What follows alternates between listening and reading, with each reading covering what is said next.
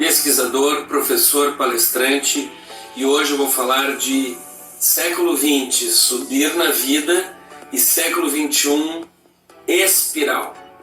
Quem nasceu no século XX ouviu muitas vezes muita gente falando: você tem que subir na vida, crescer na profissão, galgar postos.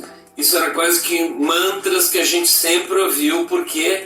Porque a gente tinha que estudar, fazer uma faculdade, escolher uma profissão e subir na vida. Aí surge uma geração, a geração Z, que é o objeto do meu estudo, em que eu venho falando já há 10 anos, eu venho fazendo essa projeção, só que agora que está acontecendo, que estão surgindo várias matérias em vários veículos de comunicação, muita gente se lembra que eu já falava há quase 10 anos, projeções que eu fazia a respeito da geração Z, que eu dizia já faz 10 anos, gente que veio feita de outro material completamente diferente do nosso, nós que nascemos no século XX. Por quê?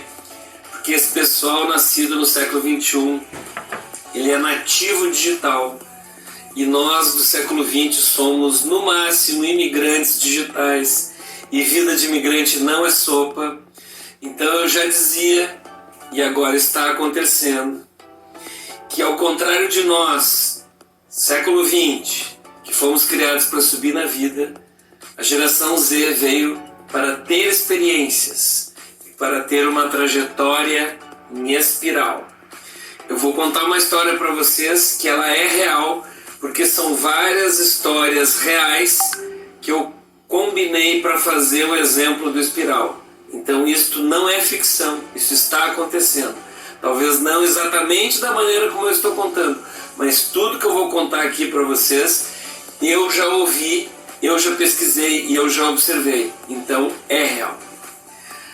Imagine um menino que está terminando o ensino médio, ou já entrou na faculdade, ou está fazendo um curso técnico. A melhor amiga dele está fazendo estágio numa pequena empresa da cidade, que não tem nenhuma vinculação com a empresa nacional ou internacional, uma empresa de 20 funcionários da cidade. E ela consegue um estágio para o menino. O que a família dele diz? Ai, graças a Deus, está encaminhado, vai ficar longe das drogas. E aí o que acontece com 3 meses de estágio? O menino começa a se achar, chega para o chefe dele, que tem a minha idade, 58 anos, e diz para o chefe: chefe, eu sou o cara, eu estou arrasando, e eu mereço um aumento, ou uma promoção, ou eu acho que eu mereço as duas coisas. E aí o chefe, um senhor de meia idade, olha para ele e diz assim: o quê? Com 3 meses de estágio, você já quer aumento? Você está louco? Eu demorei 7 anos para trocar de posto aqui dentro da empresa. E aí aparece um balãozinho assim de pensamento no menino. 7 anos. O que ele faz? Olha a espiral. Ele sai do estágio, depois de 3, 4 meses, e vai na família assim. Ele tem uma madrinha que é a Dinda, e ele é o xodó da Dinda, e a Dinda não tem filhos, então a Dinda dá uma grana para ele. A avó, que também ele visita, dá um dinheirinho dobradinho, escondido, porque o vô é pão duro, mas a avó sempre dá uma graninha para ele. Ele vende os eletrônicos dele, faz um bico, faz um trabalhinho aqui, outro trabalhinho ali, e olha a espiral. Vai para San Diego, para casa de um amigo dele nos Estados Unidos, ser entregador de pizza, porque o amigo já comprou um carro sendo entregador de pizza.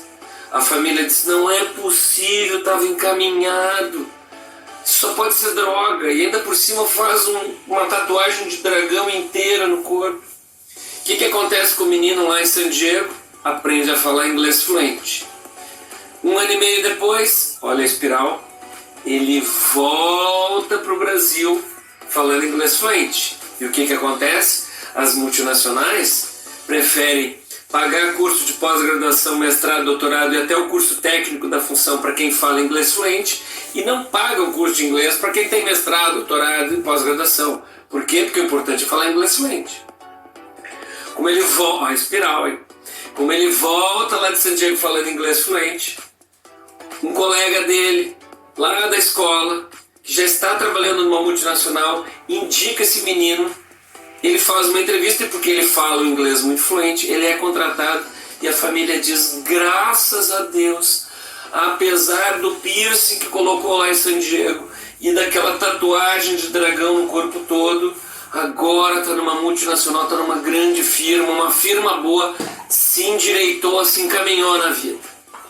O menino, ele não fica lá porque tem um logotipo importante da multinacional dizendo que ele está numa grande empresa. Esse menino dá uma sorte dos diabos, por quê? Porque o andar onde ele trabalha, ou a sala onde trabalha, só tem gente legal, gente colaborativa com propósito. A chefe é agregadora, gosta de treinar, gosta de dar feedback positivo, de ensinar, de mostrar como é que se faz. O clima é muito legal e o que acontece?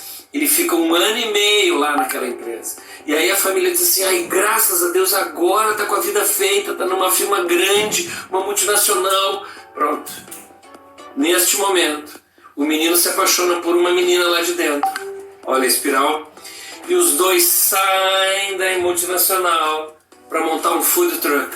E a família diz, mas não é possível, eu estava com a vida ganha, agora vamos fazer esse caminhãozinho. O que acontece no food truck? Eles têm experiência gerencial lá da multinacional. Eles desenvolvem um modelo de negócio espetacular e principalmente o sabor do produto que eles estão entregando é inigualável. E o food truck começa a dar certo. Um investidor vê aquilo, compra 30% deles para replicar a ideia no Brasil todo. E a família diz, mas não é possível ganhar dinheiro com o caminhãozinho. Só que tem um problema.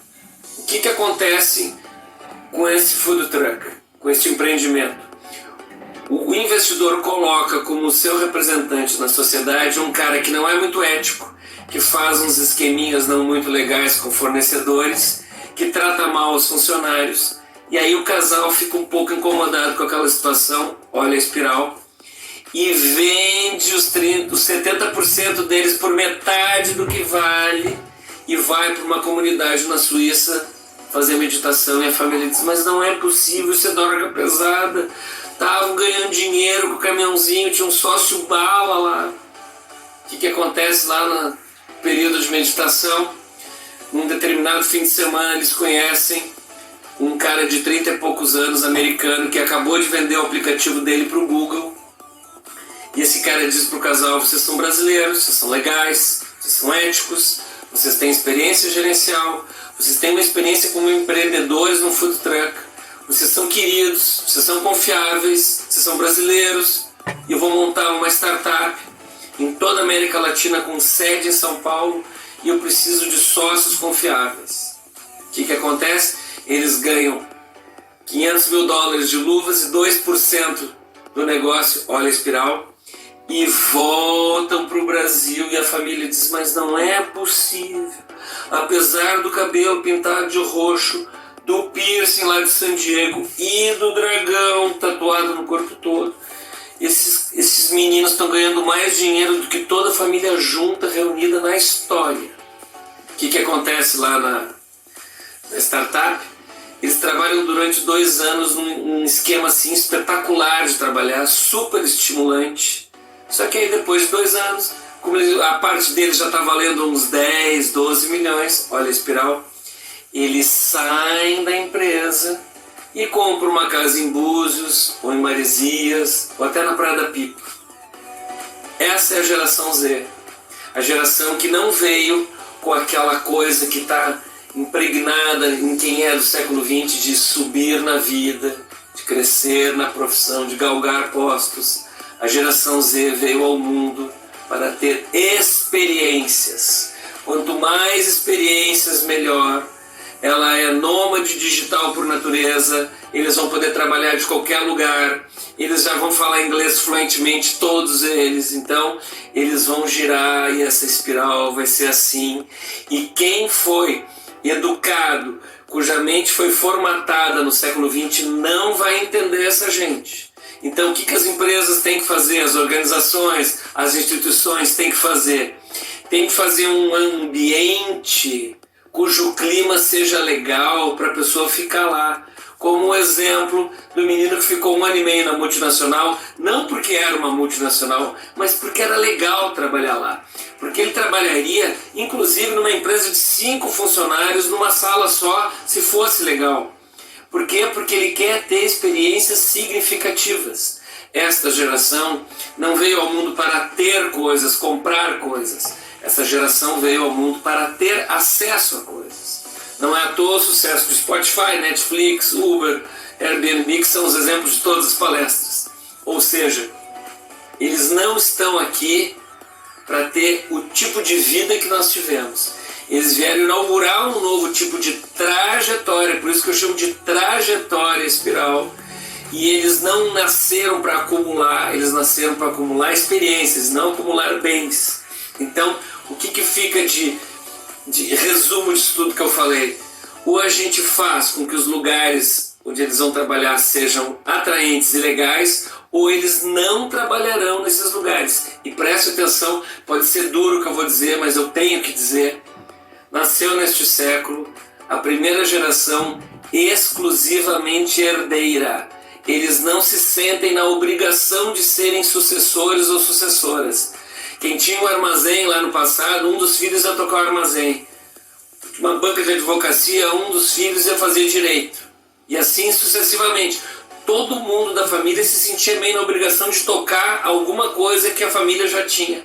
Esta geração nasceu para ser herdeira. Ela só será sucessora se for muito legal, gratificante trabalhar lá, mesmo que seja da família. E aqui vai uma dica: deixa eles girarem bastante antes, não só para pegar experiências, mas para ter talvez a chance de poder dizer: agora eu vou trabalhar para a família, agora eu vou ser um pouco sucessor, mas no fundo, eles são somente herdeiros e herdeiras, e pode ser que depois de dar uma volta, começar a trabalhar na empresa da família, depois de um tempo eles resolvam dar outras voltas. É isso.